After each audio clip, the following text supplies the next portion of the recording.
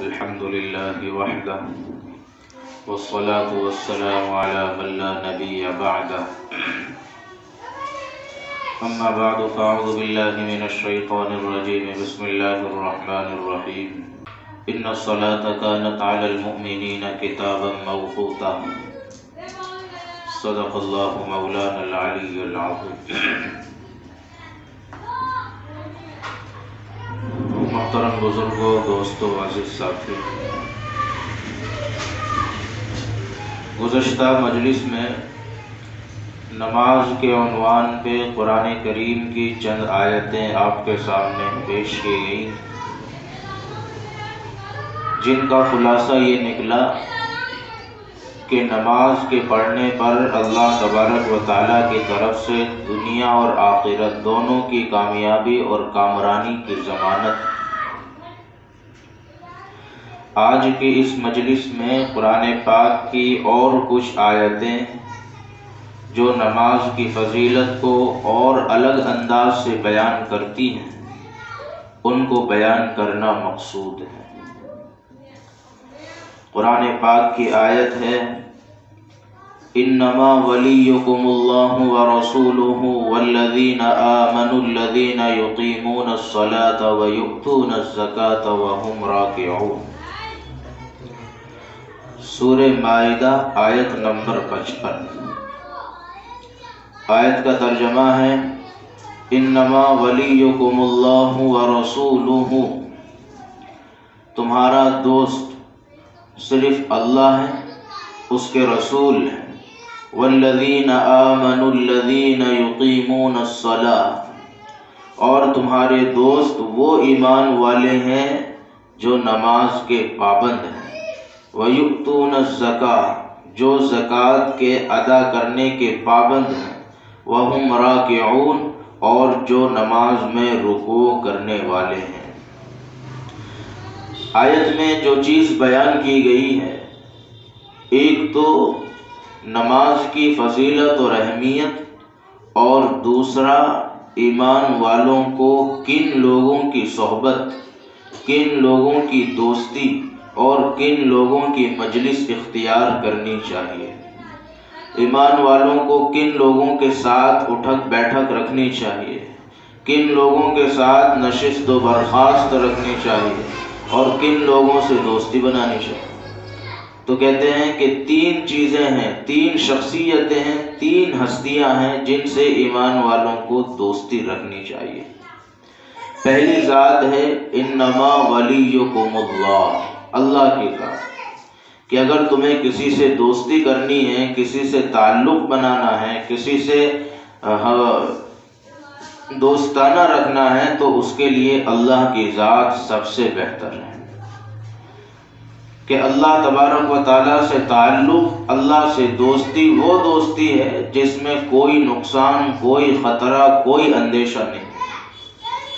دنیاوی دوستیاں، دنیاوی تعلقات بیشتر مقامات پر مفاد پرستی سے وابستہ ہوتے ہیں۔ ہر دوستی کے پیچھے کچھ نہ کچھ لوگوں کا اپنا فائدہ جڑا ہوتا ہے، ہر تعلق کے پیچھے کچھ نہ کچھ لوگوں کا اپنا فائدہ جڑا ہوتا ہے، اور ہر شخص یہ سوچتا ہے کہ اس کے ساتھ میرا تعلق بن جائے تاکہ میرا دنیاوی فائدہ ہو جائے، اس کے ساتھ میری دوستی ہو جائے تاکہ میرے اٹکے ہوئے کام بن جائے، تاکہ میرے مسائل حل ہو جائیں۔ لہذا ہر شخص بڑی ڈگری والے، بڑے عہدے والے اور بڑے منصب والے کے ساتھ تعلق بنانا چاہتا ہے، تاکہ ان کے ساتھ اس کی دوستی ہو جائے، وابستگی ہو جائے، تعلقات بن جائے، اور یہ تعلقات اس کو اس موقع پر کام آئے جس موقع کا وہ انسان ہے۔ لہذا وکیل سے دوستی بنائی جاتی ہے، مقصد یہ ہوتا ہے کہ اگر کبھی کورٹ کچہری کا کام آیا تو یہ بندہ کام آ سکتا ہے۔ پولیس سے دوستی رکھی جاتی ہے یہ سوچ کے کہ اگر کبھی جیل خانے کا، قید خانے کا اور تھانوں کے مسئلے آ گئے تو یہ بندہ کام آ سکتا ہے۔ ڈاکٹر سے دوستی بنائی جاتی ہے یہ سوچ کے کہ اگر کبھی مریض کا، بیماری کا کوئی مسئلہ پیش آیا تو یہ آدمی کام آ سکتا ہے۔ اور ایم ایل اے سے اور ایم پی سے دوستی بنائی جاتی ہے یہ سوچ کے کہ اگر کبھی سیاست کا کوئی مدعا ہاتھ لگ گیا تو یہ بندہ کام آ سکتا ہے۔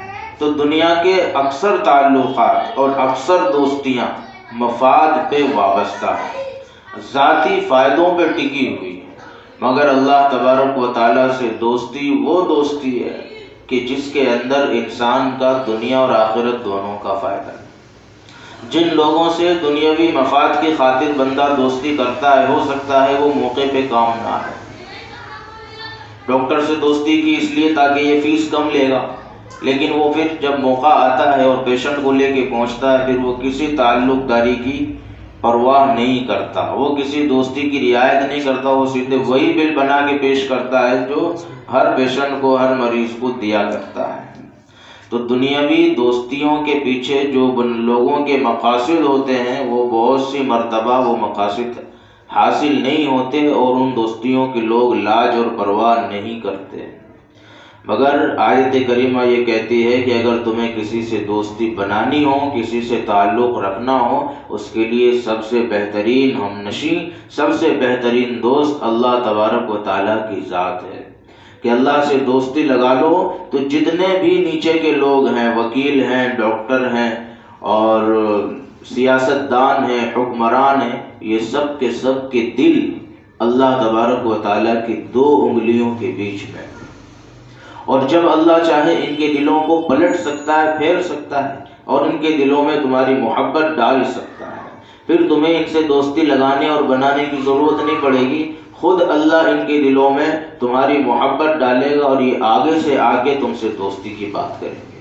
یہ کب ہوگا؟ جب اس آیت کی روح سے ہم اللہ سے اپنا تعلق جوڑیں، پہلا۔ دوسری چیز، دوسرا وہ شخص یا دوسری وہ ذات جن سے دوستی کا حکم دیا گیا ہے، وَرَسُولُهُ، اللہ کے رسول تمہارے بہترین دوست ہے۔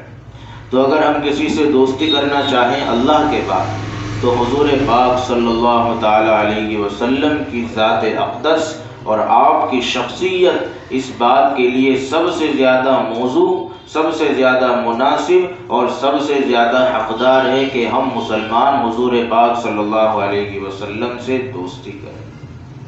حضور کی دوستی وہ دوستی ہے جس کا فائدہ نہ صرف دنیا میں بلکہ آخرت میں بھی ہوگا۔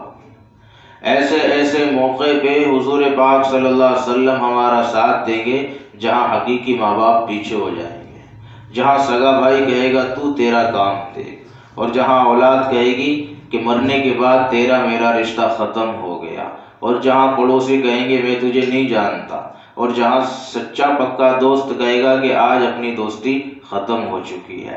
ایسے موقع پہ اگر کوئی ہاتھ پکڑے گا اور کوئی سر پہ ہاتھ پھیرے گا اور کوئی پیٹھ تھپ تھپائے گا تو وہ حضور پاک صلی اللہ علیہ وسلم کی ذات ہوگی۔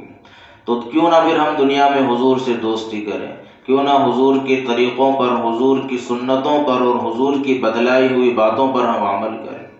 اور تیسری چیز جو آیت میں ہے، وَالَّذِينَ آمَنُوا الَّذِينَ يُقِيمُونَ الصَّلَاةَ، ایمان والوں سے دوستی کرنی چاہیے، ایمان والوں کو۔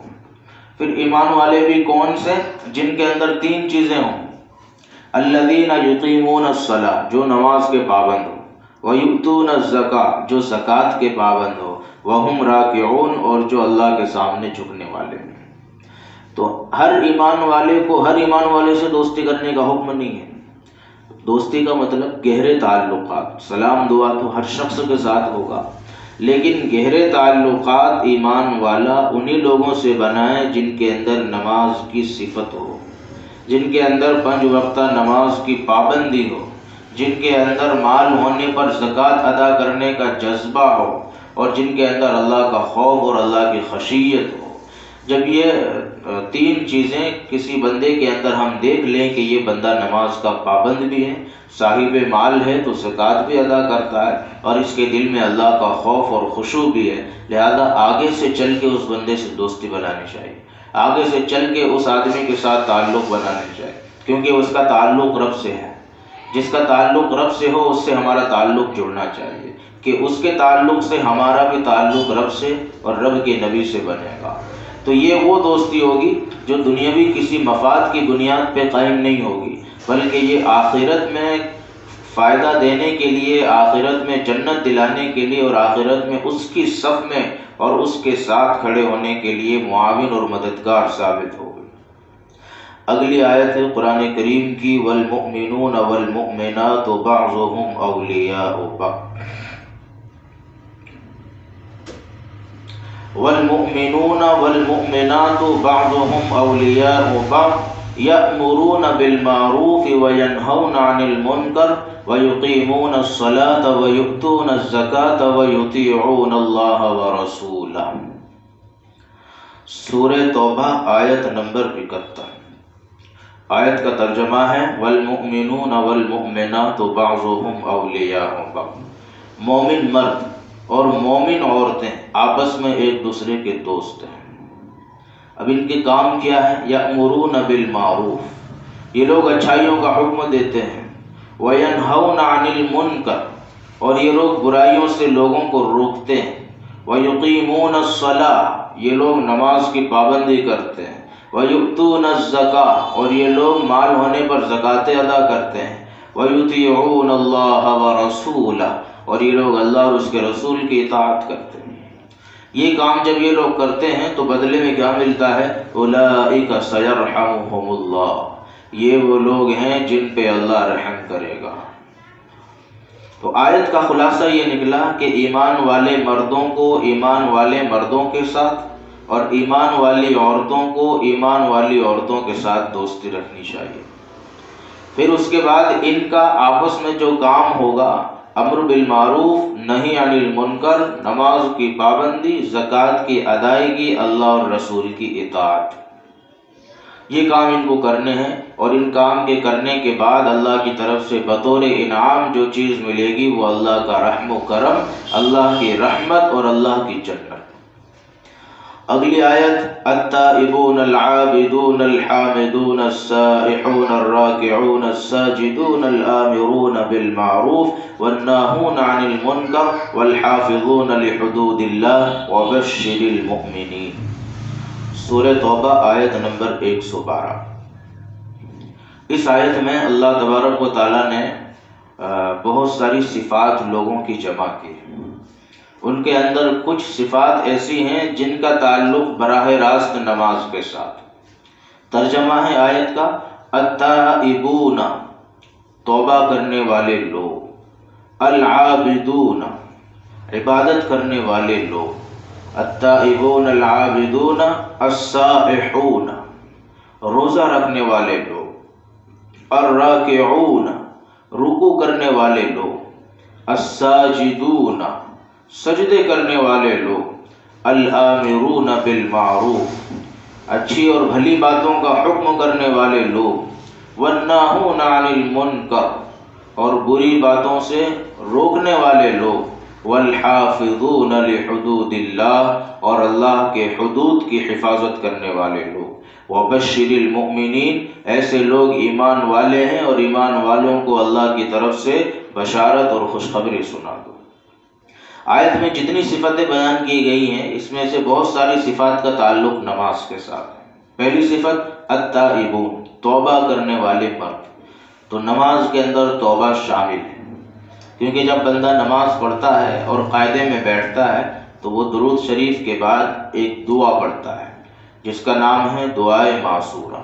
اس دعائے معصورہ کے اندر وہ اللہ سے توبہ کرتا ہے، کیونکہ وہ پوری دعا، آدمی اس پوری دعا میں اپنے گناہوں کا اقرار کرتا ہے اور اللہ سے کہتا ہے کہ تو میرے گناہوں کو معاف فرما۔ وَلَا يَغْفِرُ الذُّنُوبَ إِلَّا أَنْتَ، گناہوں کو کوئی معاف کر نہیں سکتا سوائے تیرے، فَاغْفِرْ لِي، بس تو میری مغفرت فرما، مغفرۃ من عندک، ایسی مغفرت جو خاص تیری طرف سے ہو، وارحمنی، مجھ پر رحم فرما۔ تو یہ دعائے معصورہ جو نماز میں پڑھی جاتی ہے یہ توبہ کی ایک شکل ہے۔ اور تو التائبون جو پہلا جز ہے یہ نماز میں داخل ہے۔ دوسرا جز العابدون، عبادت کرنے والے لوگ، تو عبادت کی سب سے اہم اور بڑی شکل نماز ہے، تو نماز کے اندر یہ دوسرا جز عبادت کرنے والے لوگ بھی شامل ہیں۔ پھر ہے السائحون، روزہ رکھنے والے، یہ نماز میں شامل نہیں۔ اس کے بعد ہے الراکعون، رکوع کرنے والے لوگ، نماز میں رکوع شامل ہے، آیت کا یہ جز بھی نماز میں شامل۔ الساجدون، سجدہ کرنے والے لوگ، تو آیت کا یہ ٹکڑا بھی نماز سے متعلق ہے۔ پھر آخری جز ہے والحافظون لحدود اللہ، اللہ کے حدود کی حفاظت کرنے والے۔ تو جو نماز پابندی سے پڑھتا ہے وہ اللہ کے حد کی، اللہ کی بارڈر کی حفاظت کرتا ہے۔ تو آیت کریمہ میں جو 6-7 چیزیں بیان کی گئیں ان میں سے اکثر کا تعلق نماز کے ساتھ ہے، اور یہ کام جو آدمی کرے گا اس کو ایمان والا کہا گیا ہے۔ اور ایمان والے کے بارے میں فرمایا وَبَشِّرِ الْمُؤْمِنِينَ، ایسے لوگوں کو اللہ کی طرف سے خوشخبری سنا دو جنت کی، اللہ کی رضا کی، ہمیشہ کی کامیابی اور کامرانی کی۔ اگلی آیت ہے قالوا یا شعیب اصلاتک تأمرک ان نترک ما یعبد آباؤنا او ان نفعل فی اموالنا ما نشاء انک لانت الحلیم الرشید۔ سورہ ہود آیت نمبر 87۔ ترجمہ آیت کا قالوا یا شعیب اصلاتک تأمرک ان نترک ما یعبد آباؤنا، حضرت شعیب علیہ السلام کی قوم نے کہا اے شعیب، کیا تمہاری نماز تمہیں اس بات کا حکم دیتی ہے کہ ہم اپنے آباء و اجداد کے دین کو چھوڑ دیں؟ او ان نفعل فی اموالنا ما نشاء، یا ہم اپنے مالوں میں اپنی مرضی چلانا چھوڑ دیں؟ انک لانت الحلیم الرشید، تم تو بڑے سمجھدار لگتے ہو۔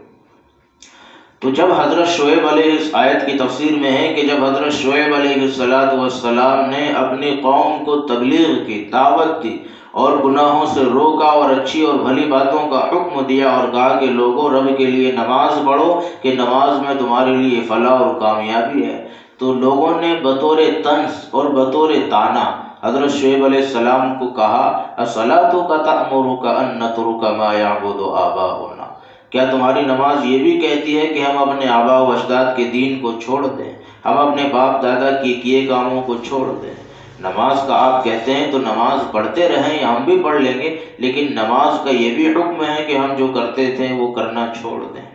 یہ سب بطور طنز اور بطور طعنہ جملہ استعمال کیا اور کہا او ان نفعل فی اموالنا ما نشاء، اب تک جو ہم اپنے مالوں میں اپنی مرضی چلاتے تھے اور اپنی چاہت کے مطابق مالوں کو خرچ کرتے تھے، کیا تمہاری نماز یہ بھی کہتی ہے کہ ہم اپنے مالوں سے اپنی مرضی ختم کر دیں اور اللہ کی مرضی اس کے اندر شامل کر دیں؟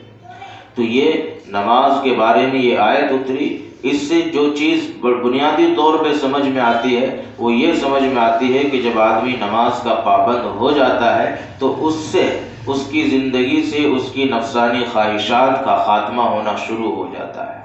پھر اس کے بعد اللہ کی مرضی، اللہ کی منشا اور اللہ کی چاہت اس کی زندگی میں آنے لگتی ہے، یعنی اب آدمی کی اپنی مرضی ختم ہو جاتی ہے اور اب اللہ کی مرضی اس کے جسم پر، اس کے نفس پر اور اس کی ساری زندگی پر اثر انداز ہونا شروع ہوتی ہے۔ یہ کب ہوتی ہے؟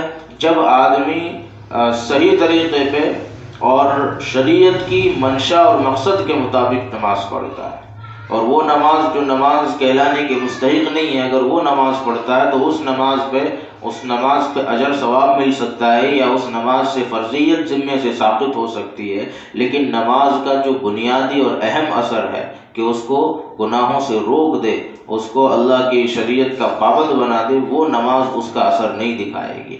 جب تک کہ نماز سنت شریعت کے مطابق نہ ہو، جب تک نماز وہ نہ ہو جو حضور پاک صلی اللہ علیہ وسلم نے اور صحابہ کرام نے پڑھی ہے، جب بندہ وہ نماز پڑھنے لگے گا جس میں تمام آداب کی، مستحبات کی، تمام واجبات کی اور پورے خشوع و خضوع کی رعایت کے ساتھ نماز پڑھے گا، پھر وہ نمازوں کے اثرات بھی دیکھے گا، وہ اپنی زندگی میں نماز کے ذریعے سے تبدیلیاں بھی دیکھے گا۔ اگلی آیتیں انشاءاللہ اگلی مجلس کے اندر آپ کے سامنے رکھی جائیں گی۔ اللہ تبارک و تعالی ہم سب کو کہنے سننے سے زیادہ عمل کی توفیق عطا فرمائے۔ وما علینا الا البلاغ۔